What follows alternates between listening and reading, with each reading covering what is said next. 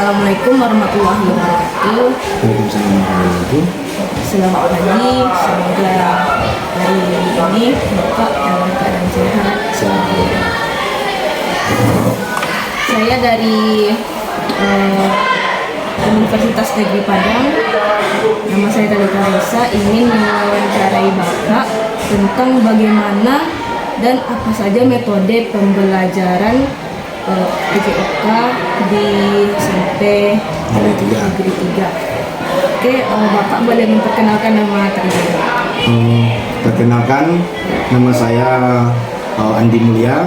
Saya adalah salah satu guru di SMP Negeri 3 Batangan ini yang kebetulan mengajar materi PJOK.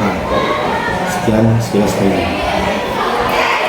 Oke, kepada Bapak Andi. Yang pertama, menurut Bapak dari 3 metode pembelajaran, teori mana yang paling Bapak pakai atau relevan yang diterapkan pada kelas mengajar Bapak?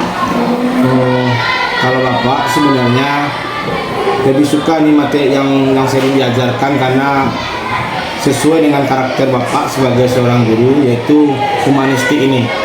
Karena Bapak lebih cenderung melakukan pendekatan secara pribadi kepada siswa.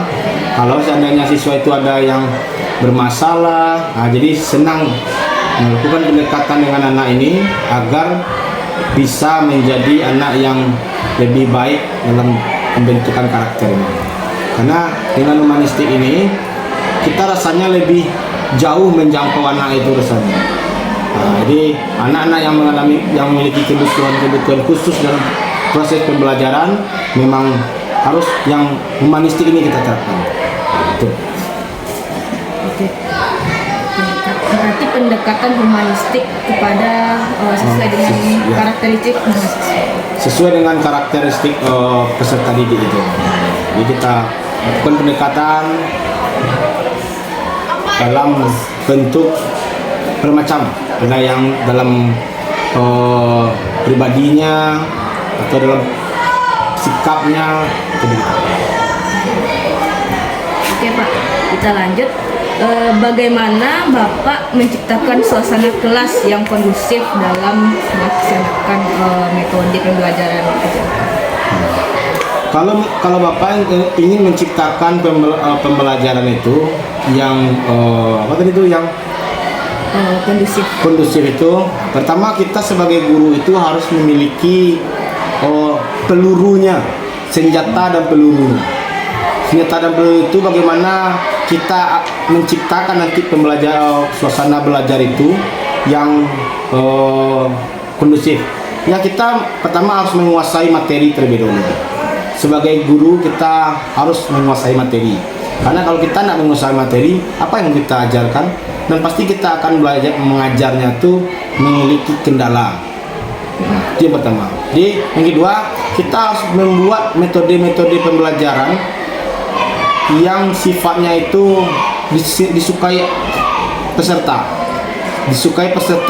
dan cocok dengan kondisi sarana dan prasarana di sekolah.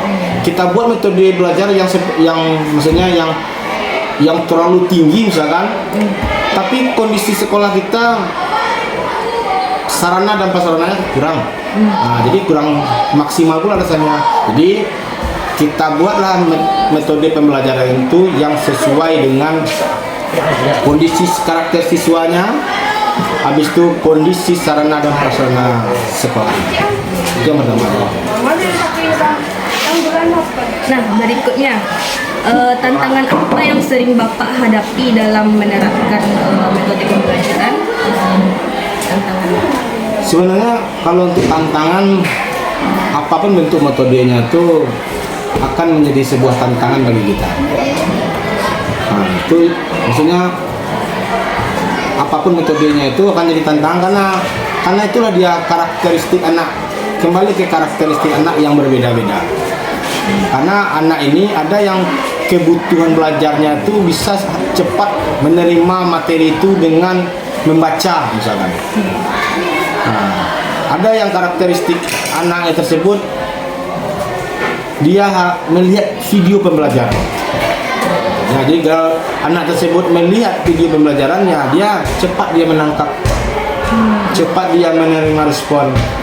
Nah, yang kedua itu ada juga anak itu yang hanya melihat gambar saja. Kita buatkan slide-slide pembelajaran, kita gunakan media pembelajarannya fokus, sehingga anak itu bisa dia maksudnya cepat juga, cepat menerima pembelajarannya. Sebenarnya yang tadi ditanyakan tadi kan terkait dengan kendala tadi kan, yang Iya. sebenarnya bukan kendala yang dihadapi, karena paling hanya dalam artian kalau katakan kendala, ya itulah jadi itu bagaimana kendala itu bisa kita antisipasi. Kalau kendalanya itu bagaimana kita menyatukan cara anak tersebut. Ada yang anak belajar dengan secara membaca, ada yang mempergunakan video pembelajaran, ada yang melihat gambar-gambar. Bagaimana menggabungkan itu ke dalam satu wadah, sehingga anak ini semuanya bersemangat untuk melakukan kegiatan.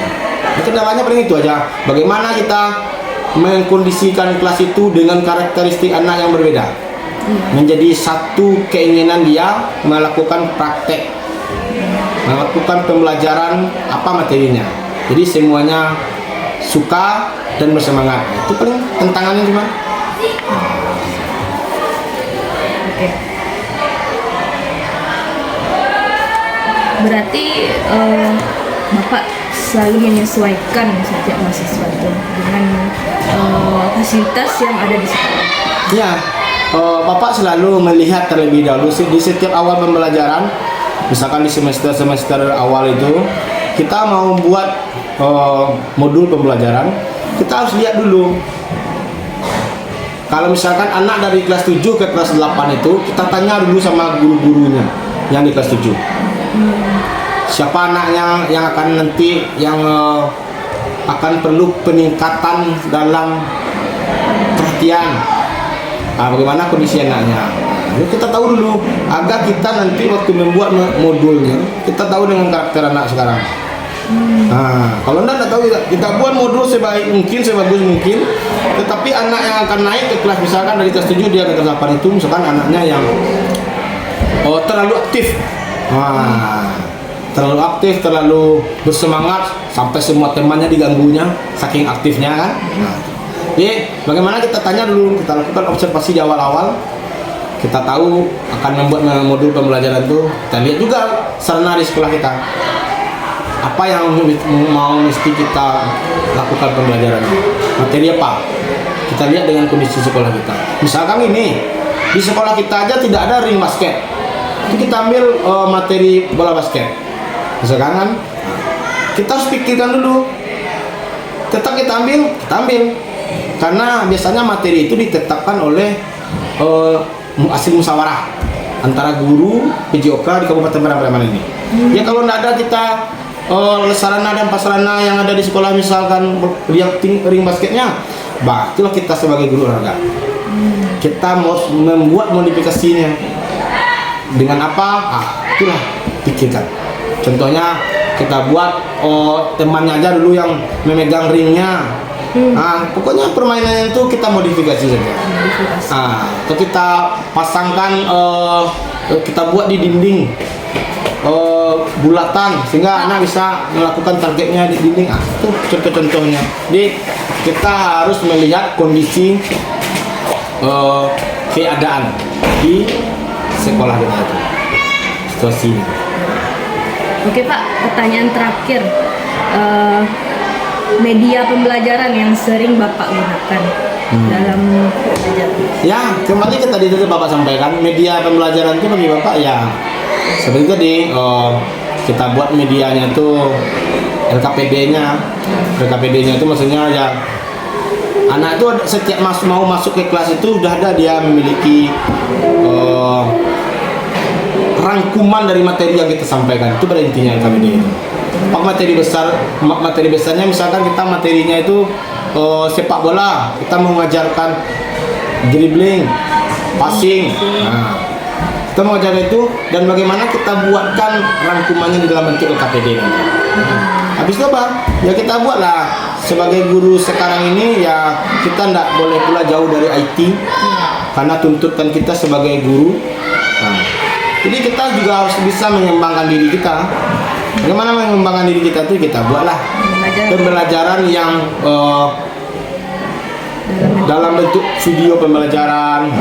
Lalu kita yang jadi itunya, apa namanya tuh, kita yang jadi modelnya. Misalkan kita masuk materinya itu adalah kebugaran jasmani, kita akan mengajarkan kekuatan otot, otot lengan, otot dada, otot punggung, nah kan? Jadi kita yang buatkan videonya. Jangan kita ambil di internet YouTube-nya itu. Kita yang buat sendiri. Seperti kemarin Bapak buat video pembelajarannya push up, Bapak yang push up sendiri. Sehingga disaksikan di waktu anak yang menyaksikan, anak juga akan termotivasi karena bapaknya sendiri yang praktek. Nah, itu. Jadi kalau Pak, boleh Pak? lapangan. Lapangan Pak. Si Pak. Ya.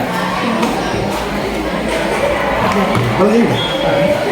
Sekian dari hasil wawancara dari saya, Pak. Terima kasih atas penjelasan dari metode pembelajaran PJOK pada kali ini.